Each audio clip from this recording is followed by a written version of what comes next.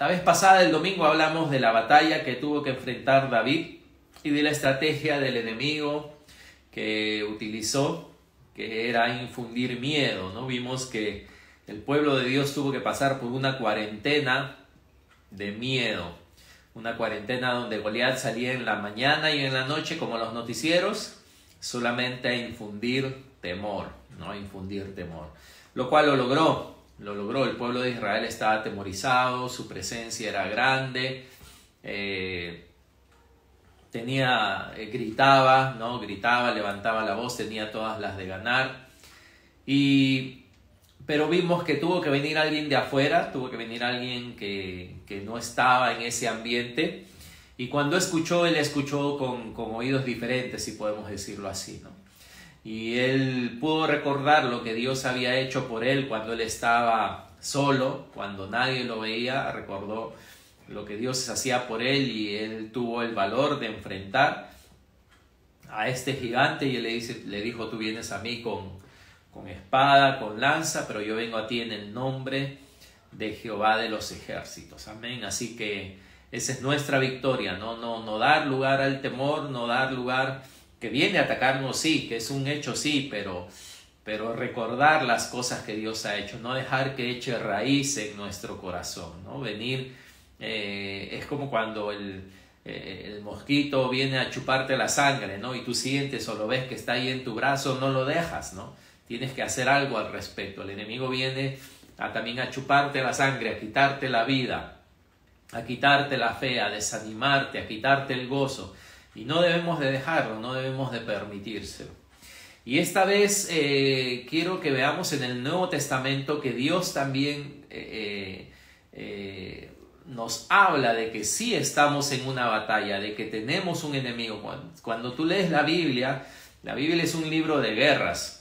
Inclusive en Éxodo la Biblia nos dice que Dios es varón de guerra. O sea, Dios es alguien, Dios en nuestro lenguaje debería ser Dios es soldado. Un varón de guerra es alguien que batalla, un soldado, ¿no? En este caso, por supuesto, no de un bajo rango, pero Dios es varón de guerra, lo que quiere decir que Dios es alguien de conflicto, que Él conoce la batalla, que Él sabe lo que es, Él es varón de guerra, decía Moisés. Y en el Nuevo Testamento nos lo confirma también el apóstol, nos lo confirma. Y para eso quiero que en sus Biblias, por favor, espero que las tengan por ahí sus Biblias, ya que nuestra forma de pensar, como se dice, nuestra forma de ver el mundo debe de estar basada en la palabra de Dios. Nuestra cosmovisión, ese es como vemos el cosmos, como vemos el mundo, debe estar basada en la palabra de Dios y no basada en nuestra imaginación, no basada en nuestros antojos, ¿no? ¿Cómo es posible que yo en esta cabecita, ¿no? Así tan pequeña comparado con el tamaño del universo, yo pueda pensar que yo soy el que tiene la verdad única y la razón? No, yo tengo que aprender, yo tengo que ver, y por algo Dios nos ha dejado su palabra. Y Efesios 6, por favor, quiero que me acompañen a Efesios 6,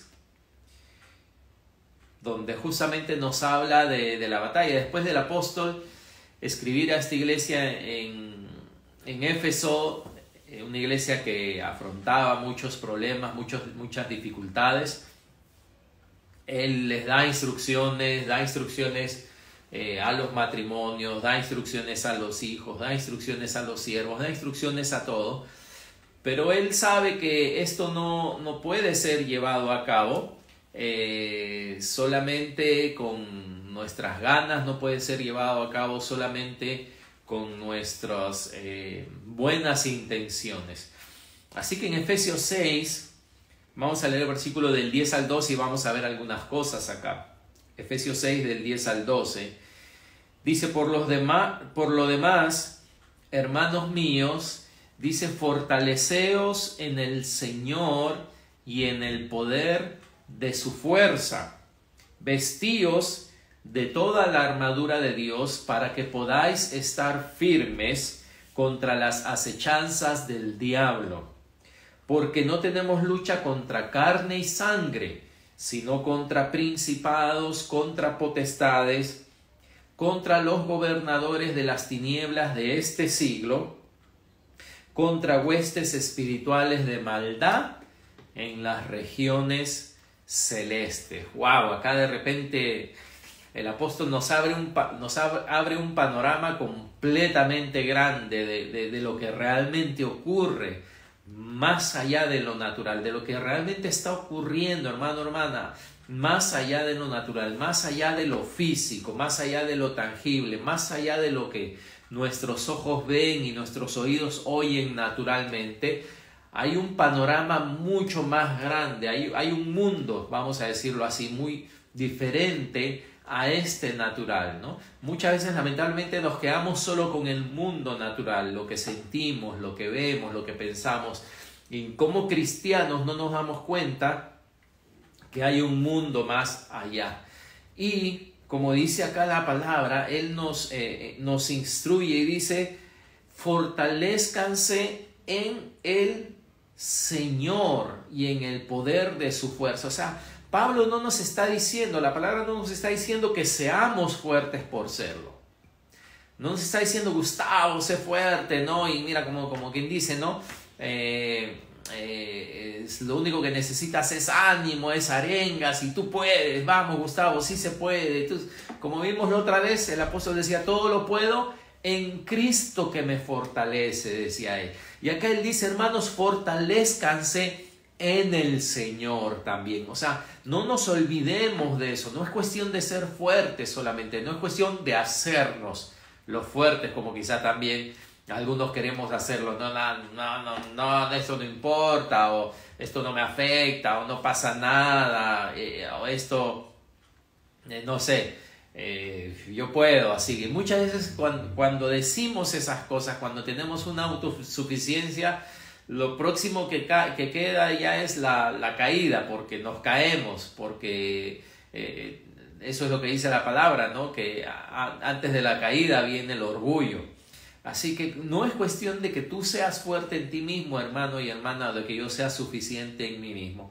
La palabra decía: fortaleceos en el Señor y en el poder de su fuerza. El poder, esa palabra significa, el poder de Dios es el poder que vence la resistencia, es espiritual, es sobrenatural. Esa es la diferencia con aquel que no puede fortalecerse en el Señor, aquel que no tiene al Señor. ¿En qué se fortalece? ¿De qué se agarra? ¿De qué se agarra para levantarse? ¿De qué se agarra para sobrevivir? No tiene de qué agarrarse. Pero aquí nos dice el apóstol que nos fortalezcamos en el Señor, en su fuerza, en su fuerza. Él antes había orado en este mismo libro, y apúntenlo nomás si están apuntando, en el capítulo 1, versículos 19 y 20. Él decía, porque oraba por la gente en Éfeso, y él decía esto, miren lo que él decía en el capítulo 1. Él decía, sin irnos del 6, también pido en oración que entiendan la increíble grandeza del poder de Dios para nosotros, los que creemos en Él. Es el mismo gran poder que levantó a Cristo de los muertos y lo sentó en el lugar de honor a la derecha de Dios en los lugares celestiales. Él oraba, dice, para que conozcamos ese gran poder. Y ese gran poder es el mismo poder que resucitó a Jesús de entre los muertos. Y es el poder, hermano, hermana, que Dios tiene para ti, que Dios tiene para mí. Es el poder en el cual Él quiere que nos fortalezcamos en el Señor y en el poder de su fuerza. Y está disponible para nuestras vidas, para nosotros. Amén, hermano. Tú puedes ser el más débil del mundo, hermano. Tú puedes ser el que ha sido conocido toda su vida por ser inconstante, el que ha sido conocida toda su vida por ser el inestable, etcétera, etcétera. Pero cuando vienes al Señor, esa historia cambia. Esa historia cambia. ¿Por qué? Porque tú ya no cuentas con tu fuerza, no cuentas con lo que tú puedes hacer, no cuentas con tu carácter, ¿no? Si tú has sido de esos que tiran la toalla, que no les gusta la lucha, que no les gusta el combate. No importa, no importa, porque dice acá que es en la fuerza del Señor. Y dice, fortalezcanse en el Señor y en el poder de su fuerza. Y luego dice, ¿no? Y Pablo, muchos saben que Pablo fue encarcelado y llevado por soldados muchas veces. Así que yo me imagino que él debe haber estado sentado alguna vez ahí y algún soldado romano cuidándolo, y él de repente lo miró, ¿no? Y empezó a ver la armadura, y Dios le habló, porque así Dios te habla a través de las cosas que vemos muchas veces, ¿no? Y él dice, la armadura, ¿no? Este es un soldado, este hombre está preparado para batallar contra el enemigo, pero él no va solo, no va simplemente sin preparación, sino él tiene una armadura, y Dios le habla. Y ahora Él nos habla a nosotros usando esta ilustración y dice, vístanse de toda la armadura de Dios para que puedan estar firmes contra las acechanzas del diablo.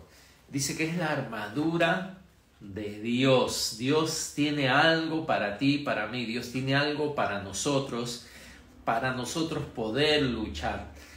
Ningún general, ningún ejército manda a sus soldados sin armas, sin uniforme necesario para la batalla. Ustedes saben, los que son soldados, los que han visto los soldados, si van a batallar en la nieve no les ponen uniforme pues color rojo o carmesí, no blanco. Si van a batallar en la selva les mandan el uniforme adecuado, ¿no? Que camuflado para que puedan pelear, y así sucesivamente, no según a dónde los manden. Si es de noche se pintan todo oscuro para que no vean. Nadie te manda así por así solamente, y Dios tampoco nos manda, hermanos, a esta batalla desnudos, si podemos decirlo, sin preparación. Dios tiene algo para nosotros, y esto realmente me alegra, ¿no? Porque me da esperanza de poder avanzar, me da esperanza de poder ir hacia adelante, no con lo que yo tengo, no con lo que yo puedo producir, sino con lo que Dios ha preparado.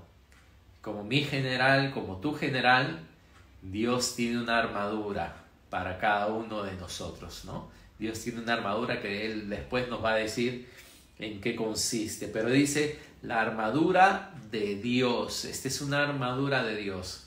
Y si sabemos quién es Dios, sabemos que es una armadura suficientemente fuerte para ayudarnos en esta batalla, y Él nos la pone a disposición. Pero cuando dice acá el versículo, vestidos de toda la armadura, nos está pasando la pelota a nosotros. O sea, no es que Dios te la pone y que simplemente tú la tienes porque Él te la puso. No, tú tienes que tomarla. Tú tienes que ponértela, tú tienes que alcanzarla, y tú eres el que Dios la da a tu disposición, pero para que tú te la pongas, ¿ok? Te la pongas. Y luego nos dice que nuestra lucha no es física, ¿no?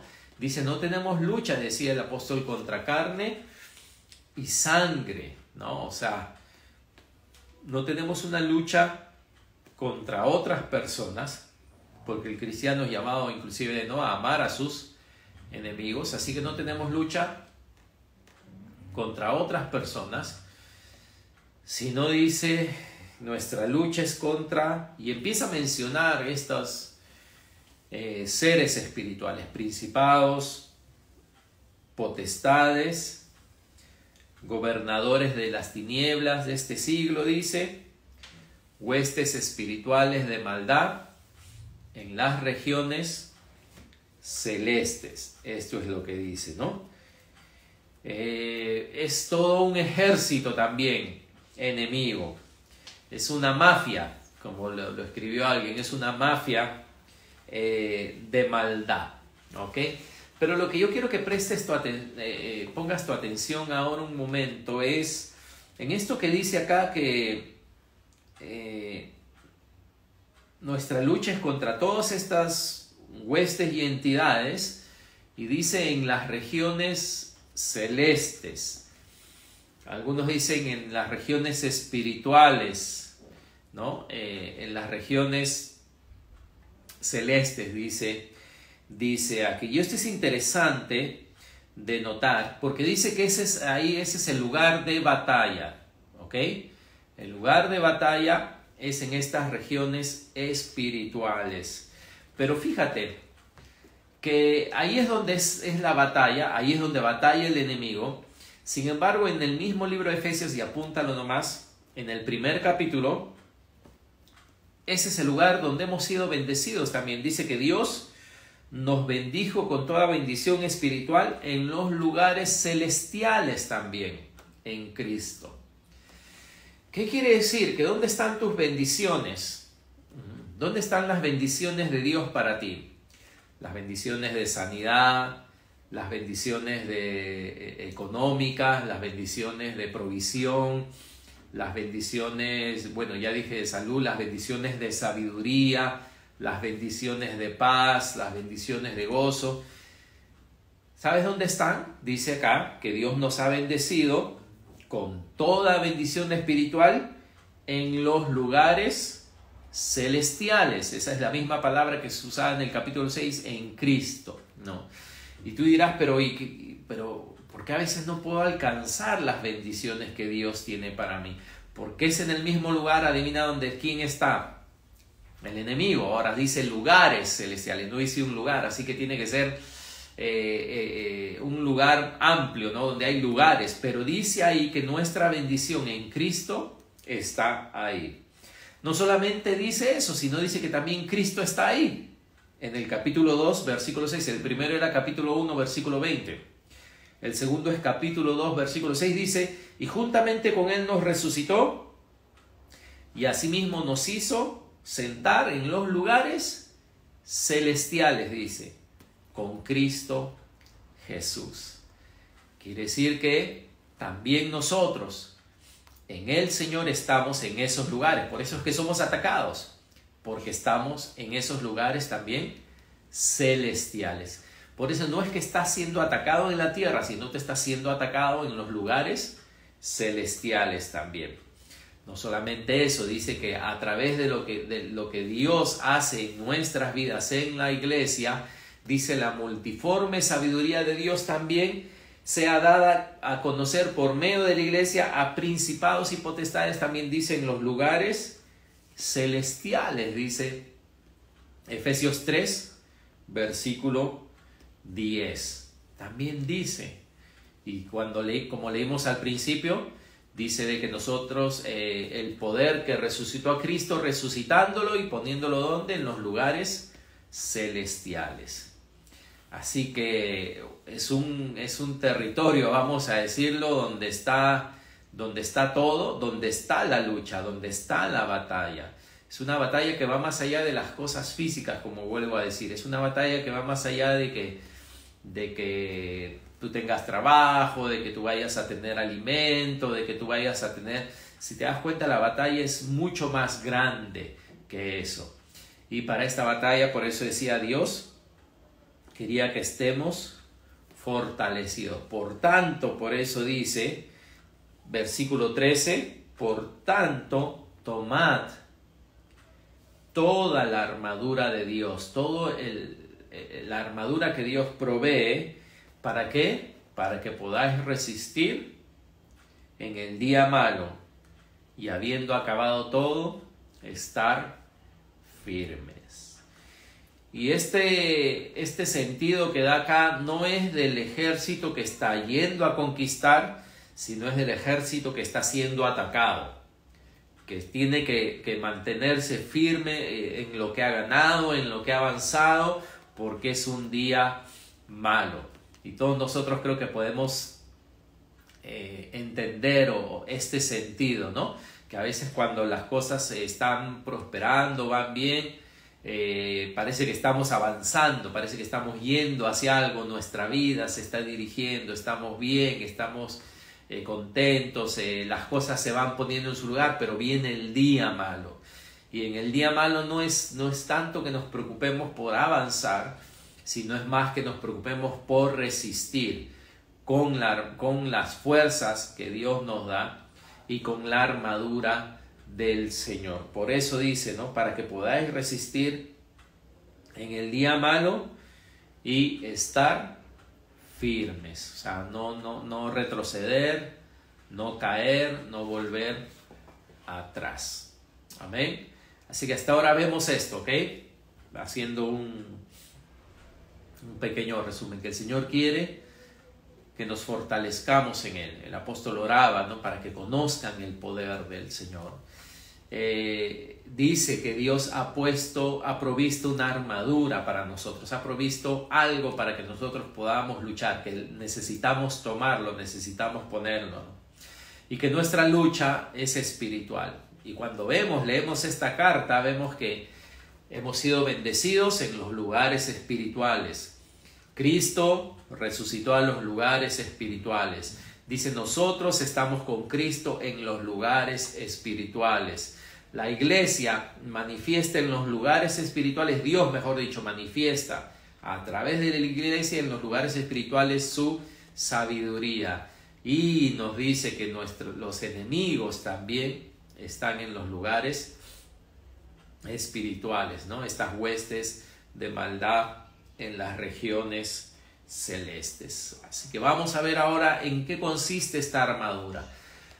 Pero yo voy a poner el énfasis no tanto en la armadura, porque si pongo el énfasis más en la armadura, al final, cuando termina esto, aún en sus mentes, ustedes se quedan con la imagen de la armadura y el casco, todo, pero no se quedan con el propósito de la ilustración, ¿no? Está usando una ilustración, pero para que nos quedemos con algo más que la ilustración, no solo la ilustración.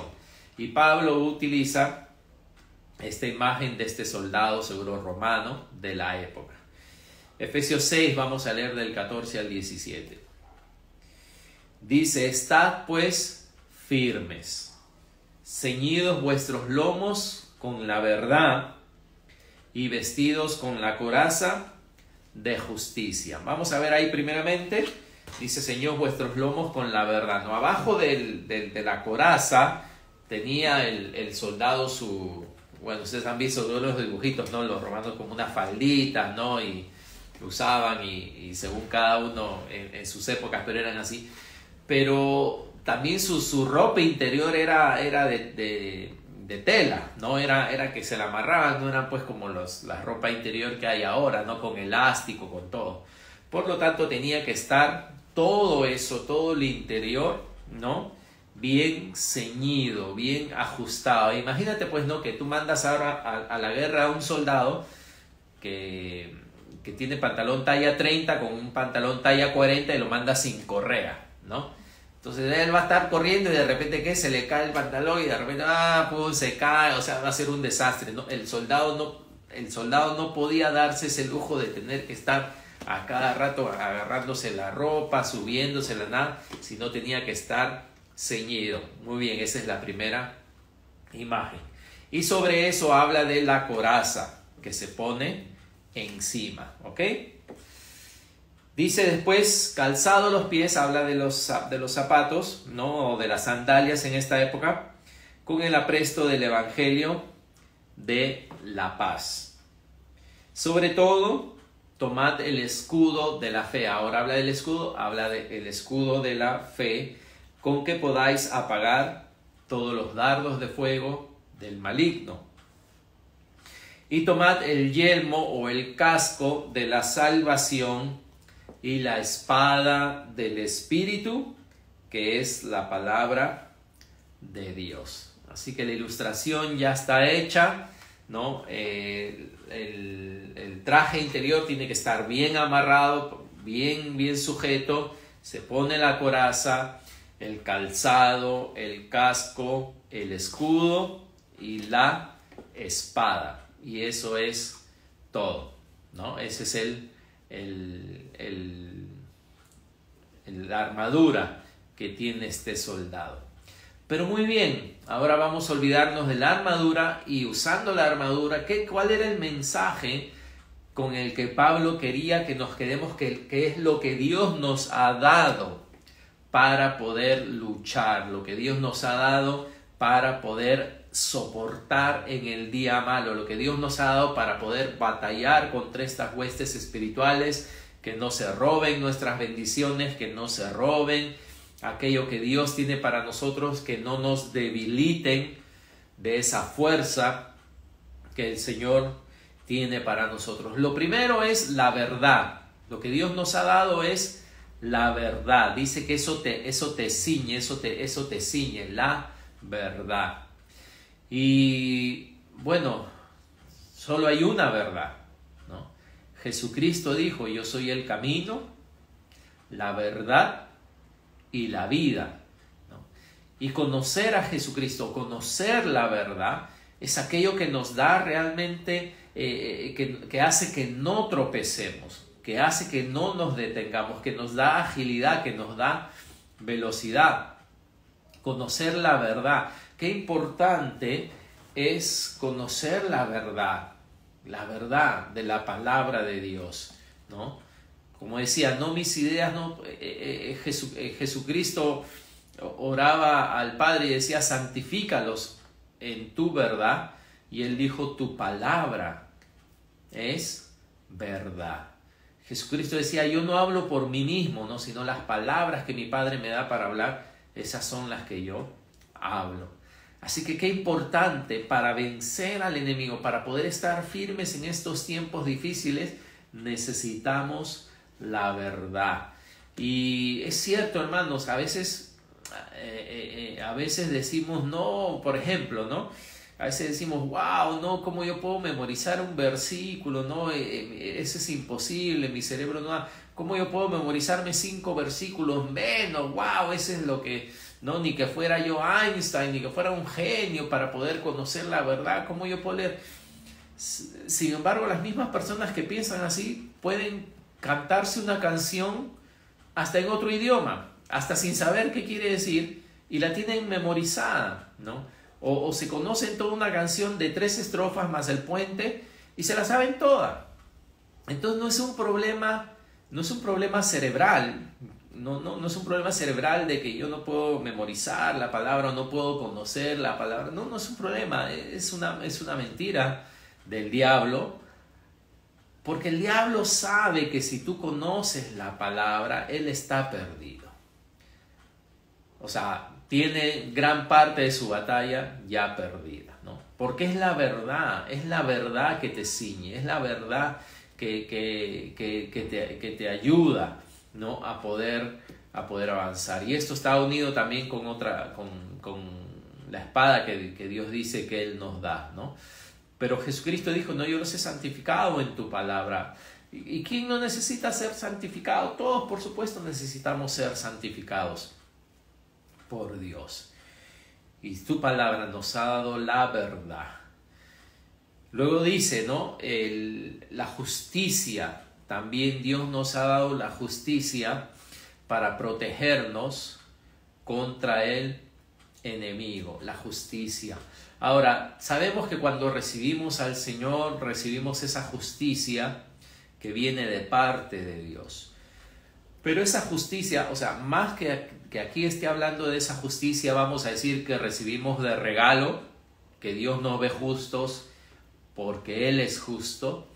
También está hablando de la justicia práctica en nuestra vida diaria. ¿Te has encontrado alguna vez a cristianos que te dicen que, sabes qué, no importa cómo tú vivas, justa o injustamente, al final igual Dios te ama, al final igual Dios te acepta, al final igual Él es tu Padre, al final igual no hay consecuencias, la sangre de Cristo te limpia, así tú seas justo, así tú seas injusto, tú puedes hacer lo que quieras? ¿Has escuchado eso? O sea, tiene una parte de verdad. Ese es el problema del engaño, que si el engaño tiene una parte de verdad es más fácil de creer. Tiene una parte de verdad porque es cierto lo que se dice: la sangre de Cristo nos limpia, Él es nuestro Padre, etcétera, etcétera. Pero no podemos decir que el ser injusto no tiene consecuencias sobre nuestra vida.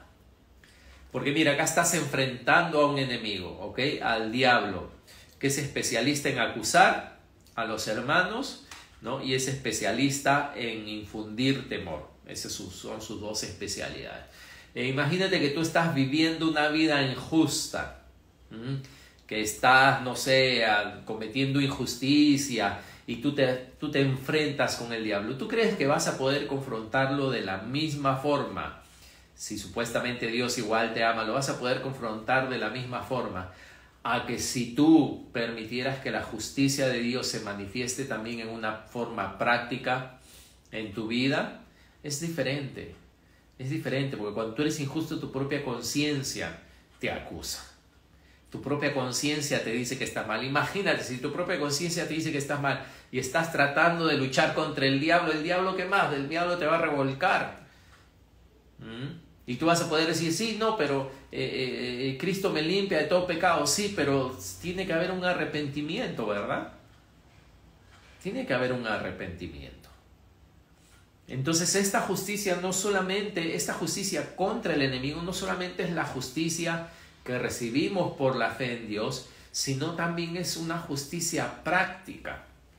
Es una justicia que Dios también quiere que tengamos. Por eso las instrucciones en la Biblia están, y por eso yo no creo, ¿no? Que no importa, hagas lo que hagas, al final Dios está contigo. Sí, haga lo que haga, quizá el Señor está conmigo, pero haga lo que haga, yo no puedo enfrentar al enemigo de la misma forma.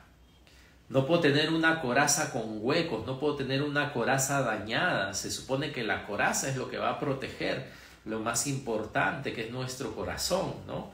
Va acá sobre esta área, eso es lo que protege mi corazón. ¿Y qué dice Proverbios? Dice, ¿no? Sobre toda cosa guardada, ¿qué cosa?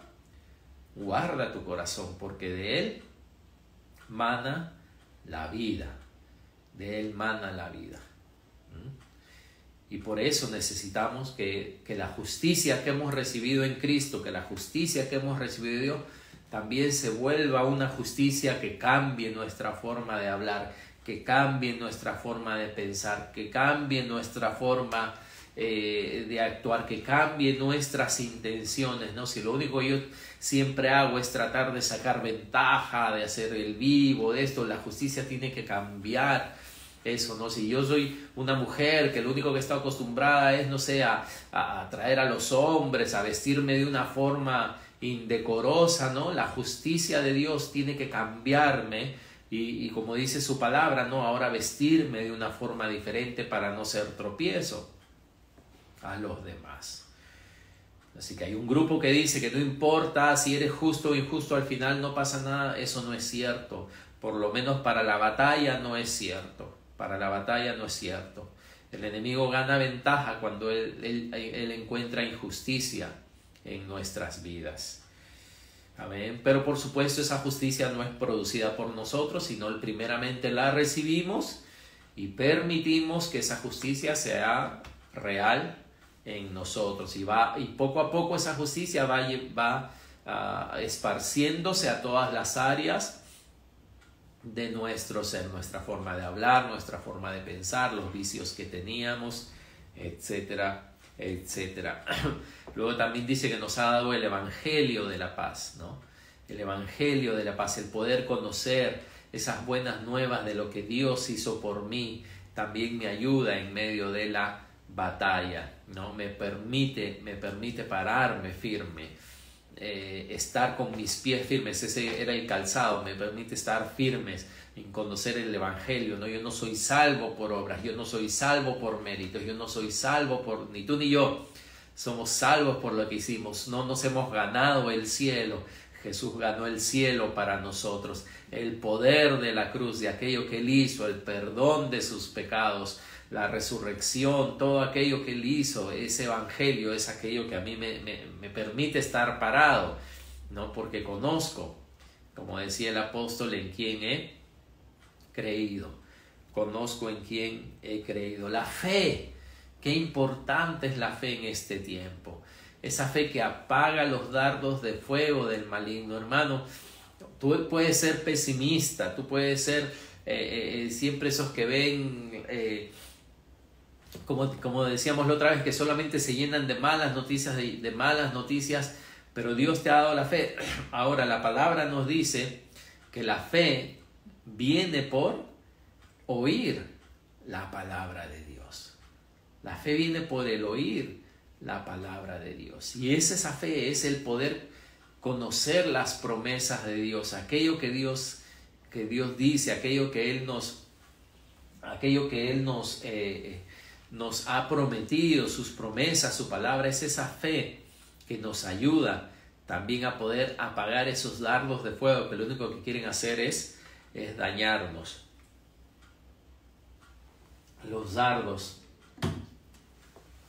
de fuego del maligno. El maligno tiene sus armas y las va a usar. El cristiano es aquel que tiene que también aprovechar aquello que Dios le ha dado. Tenemos que ser activos en nuestra fe. No podemos ser pasivos en la fe. No podemos pensar que las cosas van a suceder por sí solas. Tenemos que ser activos en la fe. Dice el yelmo de la salvación, el casco, ¿no?, de la salvación de Dios. Dice, ¿cómo escaparemos si descuidamos una salvación tan grande? Es una salvación grande que protege, hermanos, nuestra vida. Y por último dice que Dios nos ha dado la espada del Espíritu, que es la palabra de Dios. Este es tremendo, es la espada del Espíritu. La espada del Espíritu. Por eso, y muchas personas lo han dicho muy bien, ¿no? El Espíritu Santo solo puede obrar por medio de la palabra. O sea, el Espíritu Santo, tú dices, yo quisiera que Dios me hable. ¿Cuántos alguna vez hemos dicho, no? Yo quisiera que Dios me hable. Y de repente miramos al techo, nos decimos, a ver, Dios, dime algo, ¿no?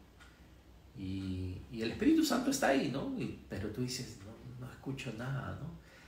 Pues el Espíritu Santo te va a hablar por medio de la palabra, ¿no? De la palabra.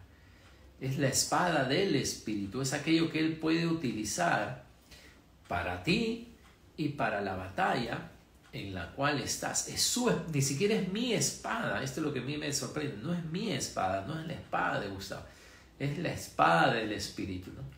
Y no sé cuándo ustedes que juegan, ahí está, vamos a ver los que juegan, ¿no?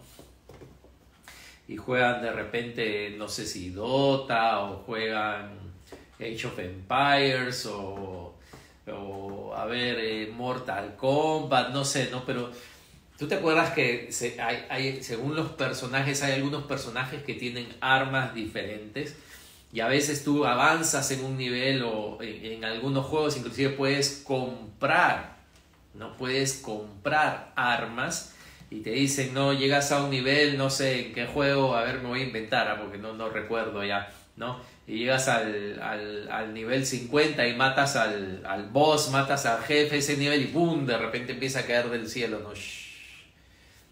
La espada, ¿no?, que él usaba, que era una espada muy poderosa, y de repente ahora la agarras tú. Y ahora cuando tu personaje la agarra, tú avanzas el nivel y destrozas a medio mundo, lo que no podías con la espadita que tú tenías antes, ¿no? De la misma forma, dice que esta espada no es una espada, es tremenda. Por eso nosotros no podíamos haberla hecho mejor, no podíamos haberla inventado. Este libro, hermanos, no podíamos haberlo nosotros desarrollado de la forma que es tan sabio, es tan poderoso, es tan profundo. La palabra de Dios es tan, no sé cómo, no hay forma de escribirla. Y dice Dios que Él ha exaltado su palabra sobre todas las cosas. Dice, ni cielo ni tierra, cielo y tierra pasarán, pero mis palabras no pasarán. Dice también que ni una jota, ni una tilde no dejarán de cumplirse de su palabra. En el Antiguo Testamento el salmista decía, la ley de Dios, la palabra de Dios es perfecta. Dice que convierte el alma. ¿no? Dice que la palabra de Dios quebranta, es como una espada de doble filo que penetra hasta lo más profundo y discierne, dice, los pensamientos y las intenciones del corazón. Mis dichos y tus dichos nos pueden inspirar. Hay películas que te pueden hacer llorar, te pueden hacer reír a ti y a mí, pero la palabra de Dios es tan diferente, es tan especial. ¿Por qué? Porque no es algo que nosotros le hemos hecho. Es Dios, es su espada, es la espada del Espíritu Santo. Tienes que entender esto. Y dice también, el salmista decía, tú has exaltado tu nombre y tu palabra. Has exaltado tu nombre y tu palabra por sobre todas las cosas. Cielos y tierra pasarán, pero mi palabra no pasará. Así que sí, parece un libro muy simple, ¿no? Un libro muy... Es un libro al final, ¿no? Es un libro, está escrito, son hojas, es papel que se deteriora, que se rompe, que se mancha. Pero la palabra de Dios, ¿no? Es la espada del Espíritu. Y como decía, ¿no? Así como tú recibes en esos juegos, ¿no? Recibes algo que es muy superior a ti, el cristiano ha recibido de parte de Dios, del Espíritu Santo, su palabra, para poder batallar. Y si se dan cuenta, es la única parte de esta armadura de Dios que sirve para atacar, que sirve para ese enemigo que ha venido a atacarte, que te está molestando, tú puedas vencerlo. Como decía, ¿no? La palabra, ¿no? Someteos pues a Dios, resistir al diablo y él huirá de vosotros. Así que, hermanos, ¿qué nos ha dado Dios a disposición? La verdad, la justicia, el evangelio de la paz, la fe, la salvación y la espada del Espíritu. La espada del Espíritu, que es la palabra de Dios. Y luego dice, orando también en todo tiempo. Amén. Así que en estos tiempos desconéctate, ¿no? De aquello que realmente no te edifica espiritualmente. Recuerda que esta guerra no es contra virus. Esta guerra no es contra virus, no es contra hospitales, no es contra doctores, no es contra el gobierno, no es contra China, no es contra otro país. Esta guerra es espiritual y ahí no hay fronteras, así que tú puedes causar mucho daño en el reino de las tinieblas, armándote de aquello que Dios te ha dado. Así que espero que puedas revisar los versículos que te he dado, ¿no? Efesios 6 hemos visto, y también 3:10, 2:6, 1:20, 1:3, 1:19 y 20, ¿no? Y principalmente Efesios 6. Que Dios te bendiga.